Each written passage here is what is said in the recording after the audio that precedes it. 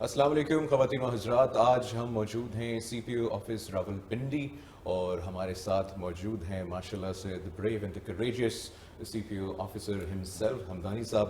ان کا تعارف ماشاءاللہ سے ہے سید خالد حمدانی صاحب سی پی او راولپنڈی ہیں. اس سے پہلے ماشاءاللہ سے سی پی او فیصل آباد رہ چکے ہیں.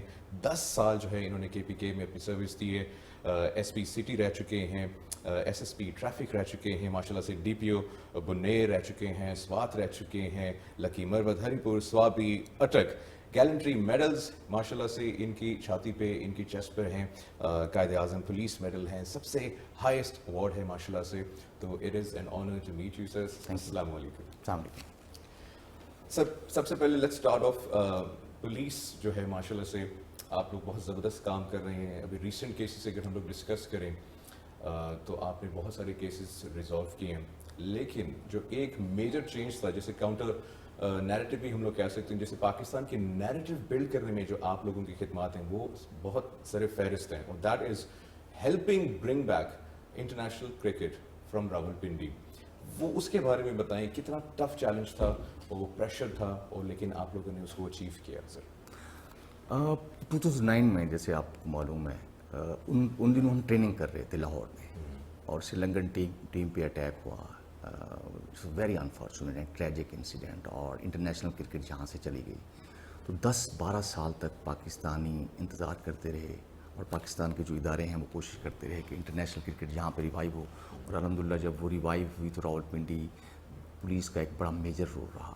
یہاں پہ پی ایس ایل کے جو انٹرنیشنل پلیئرس تھے انہوں نے میچز یہاں پہ آ کے کھیلے. 15 دن پی ایس ایل چلتی رہی یہاں پہ, اس میں انٹرنیشنل کرکٹرز بھی تھے, اور آئی سی سی نے اس کو بہت اپریشیٹ کیا جو ہم نے سیکورٹی ارینجمنٹس کی.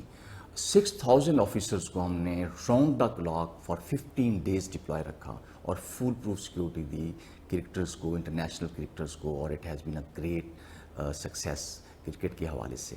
اور اس کے بعد پھر فوراً بعد نیوزی لینڈ ٹیم کا ٹور آیا, انٹرنیشنل ٹور آیا. یہاں پہ 6 میچز ہوئے, 12 دنوں پہ محیط وہ ٹورنامنٹ تھا. اگین ہمارے 6000 سے زیادہ آفیسرز جو ہیں راولپنڈی کرکٹ اسٹیڈیم میں ڈیوٹی سر انجام دیتے رہے, اور it made us proud and happy کہ ہم نے انٹرنیشنل کرکٹ کی بحالی میں راولپنڈی پولیس نے اپنا بھرپور رول پلے کیا ہے, and it was appreciated at national international level. آپ نے بتایا 6000 پولیس آفیسرز ور ڈپلائڈ.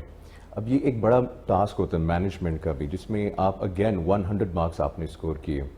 آپ نے میک شور کیا کہ international players 15 days full proof security, اور اس کے ساتھ ساتھ راولپنڈی ڈسٹرکٹ ان سیلف جو کرائمز ہیں ان کو بھی بیلنس کرنا, ان کو بھی میک شور کرنا کہ سیکیورٹی کوئی جو ہے کوئی لوپ ہول نہ رہ جائے سم ہاؤ. ایگزیکٹلی. تو وہ کیسے مینیج کیا؟